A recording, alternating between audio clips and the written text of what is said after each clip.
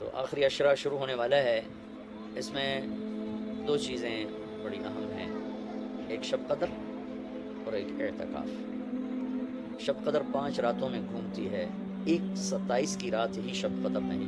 ہمارے پورے ملک میں 27 کی رات اس طرح منائی جاتی ہے جیسے یہی شب قدر ہے، حالانکہ اس کو اللہ نے گھما دیا ہے، کبھی یہ 21 میں ہوتی ہے، کبھی 23 میں ہوتی ہے، کبھی 25 میں ہوتی ہے، کبھی 27 میں ہوتی ہے، کبھی یہ 29 میں ہوتی ہے۔ اس کو اللہ تعالیٰ نے ایسے متعین نہیں کیا ہے۔ اللہ کے محبوب صلی اللہ تعالیٰ علیہ وسلم تشریف لا رہے تھے شب قدر بتانے کے لیے، تعین کے ساتھ، متعین ہونے کے ساتھ۔ کچھ دو آدمی آپس میں لڑ رہے تھے، تو آپ نے فرمایا کہ میں آیا تھا تمہیں بتانے شب قدر، لیکن ان کی لڑائی کی وجہ سے اللہ تعالیٰ نے مجھے وہ اس کو بھلا دیا ہے، لہٰذا اب تم اسے 5 راتوں میں تلاش کرو۔ اور یہ اللہ کا بہت بڑا کرم ہوا کہ اللہ نے اسے اس میں گم کر دیا۔ اگر اللہ تعالیٰ اس کو متعین کر کے بتا دیتے، اور آگے آنے والے زمانوں میں تو پتہ ہے کہ شب قدر میں بھی لوگ شراب بھی پئیں گے، زنا بھی کریں گے، تو پھر ایسی اللہ کی پکڑ آتی کہ شاید ہم بندر اور خنزیر بنا دیے جاتے۔ تو اللہ تعالیٰ جیسے وہ دسترخوان اترا، عیسیٰ علیہ السلام کی قوم نے کہا دسترخوان اتارو، ایمان لے، انزل علینا مائدۃ من السماء، تو عیسیٰ علیہ السلام نے کہا یا اللہ دسترخوان اتار، تو اللہ تعالیٰ نے فرمایا اتار تو دوں گا، لیکن پھر کوئی ایمان نہ لایا تو وہ عذاب دوں گا کہ سب دیکھیں گے۔ تو دسترخوان اتارا، پھر بھی لوگ ایمان نہیں لائے، سوائے تھوڑوں، سوائے چند ایک کے، تو اللہ نے باقیوں کو خنزیر بنا دیا۔ تو شب قدر متعین ہوتی اور لوگ شرابیں پی رہے ہوتے، جوا کھیل رہے ہوتے، ناچ گانا کر رہے ہوتے، تو پتھر برسنے یا بندر خنزیر بننا ممکن ہے، ایسا ہوتا ممکن ہے۔ تو اللہ تعالیٰ نے اپنے نبی کے طفیل اس کو 5 راتوں میں گھما دیا۔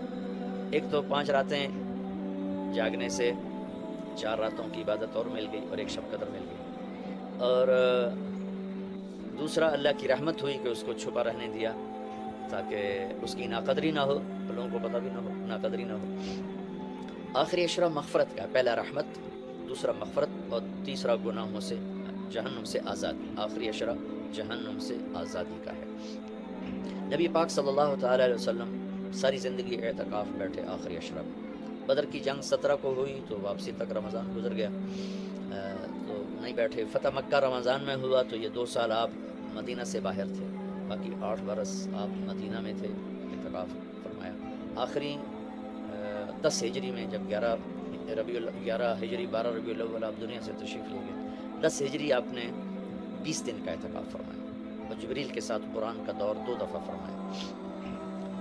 ایک دفعہ آپ نے رمضان میں کسی وجہ سے اعتکاف اپنا ملتوی فرمایا، کینسل فرمایا، تو اس شوال میں 10 دن آپ دوبارہ اعتکاف میں بیٹھے۔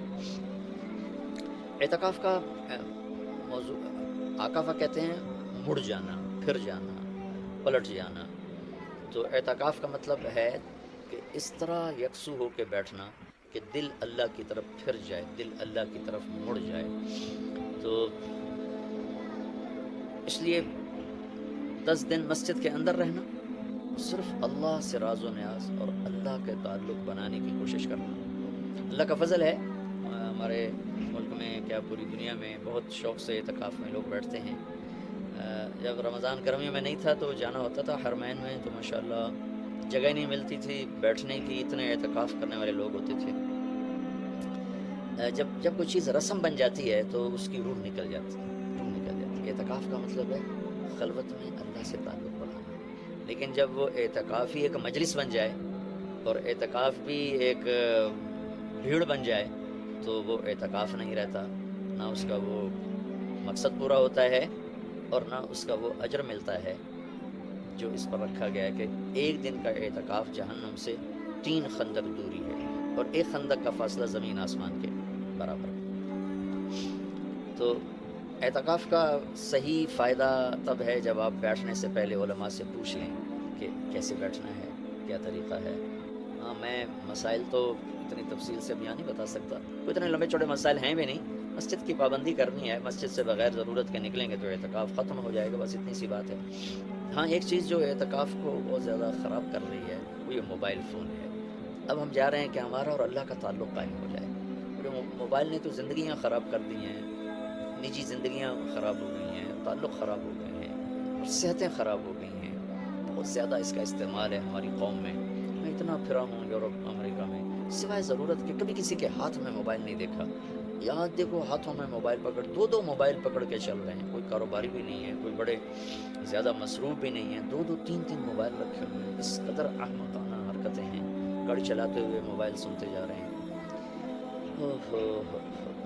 میرا ایک بہت پیارا دوست اس حادثے کا شکار ہوا. سامنے والا وہ یہ تو اپنی صحیح لائن پہ جا رہا تھا، وہ اس پہ چڑھ گیا، اس کا تو کھیل رہا اور میرے ایک دوست قیمتی کی جان چلی گئی. تو ہمارے یہاں بہت بے احتیاطی ہے.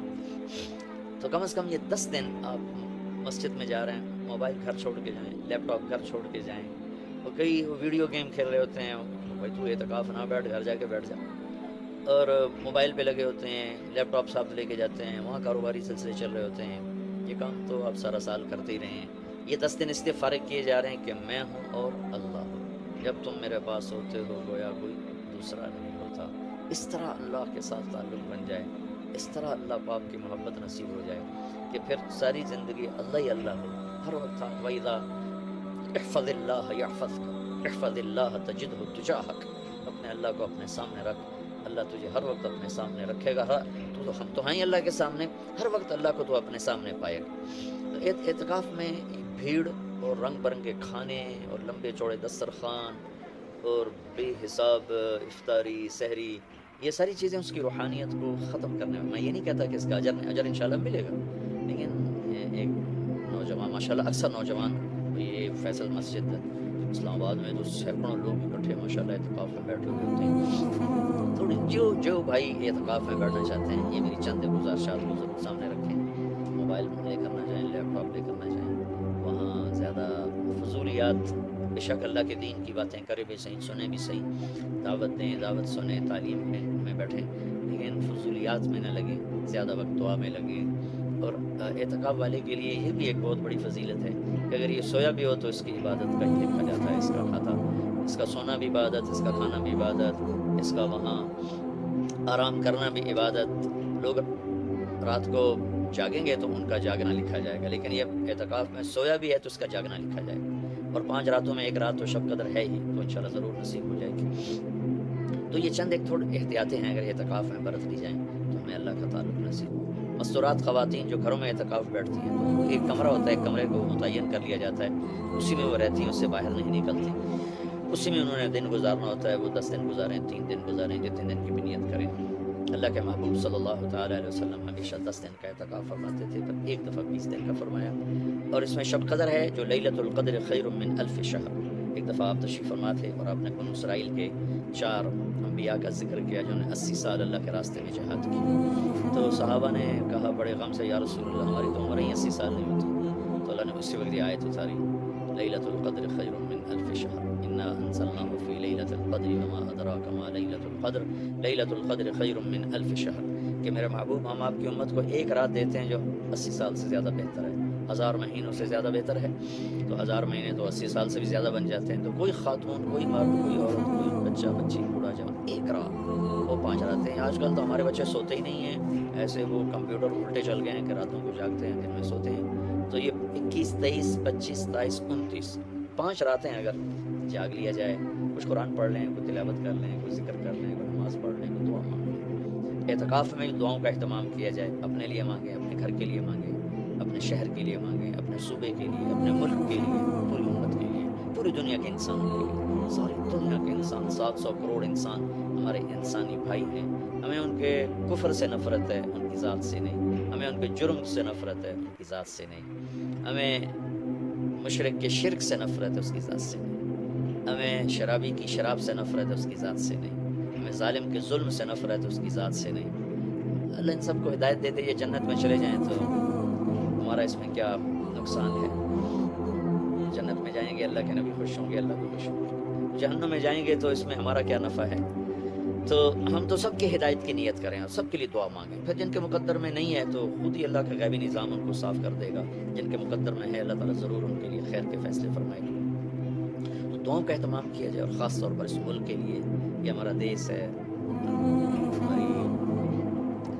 ہماری پناہ گاہ ہے، لیکن ہمارے اپنے ہاتھوں یہ لٹ گیا ہے، پٹ گیا ہے. سازشیں ہیں، فلاں کی سازش فلاں کی ہوتی ہوں گی سازشیں، دنیا سازشوں کی جگہ ہے اور دنیا مکر و فریب کی جگہ ہے، لیکن میں تو یہی کہتا ہوں تو ادھر ادھر کی نہ بات کر، یہ بتا کہ قافلہ کیوں لوٹا، مجھے رہزنوں سے گلا نہیں تیری راہبری کا سوال ہے، دل کے پھپھولے جل اٹھے سینے کے داغ سے، اس گھر کو آگ لگ گئی گھر کے چراغ سے، پورے ملک کی بددیانتی کس کی سازش ہے، پورے ملک میں جھوٹ یہ کس کی سازش ہے، پورے ملک میں ظلم و ستم قتل و غارت یہ کس کی سازش ہے، پورے ملک میں فرقہ واریت کی نفرت یہ کس کی سازش ہے، پورے ملک میں زنا کے اڈے یہ کس کی سازش ہے، پورے ملک میں جوئے شراب کے اڈے یہ کس کی سازش ہے، دفتروں میں رشوت بدعنوانیاں یہ کس کی سازش ہے، زمینوں پہ قبضے یہ کس کی سازش ہے، عدالت کا بک جانا، وکیلوں کا بک جانا یہ کس کی سازش ہے، سیاستدانوں کا بک جانا یہ کس کی سازش ہے، تمام طبقہ علماء کا بک جانا، تاجروں کا بک جانا، زمینداروں کا بک جانا کس کی سازش ہے، اے اپنے ہی لگائے ہوئے زخم ہے، اس ملک کے لیے ضرور دعا کریں،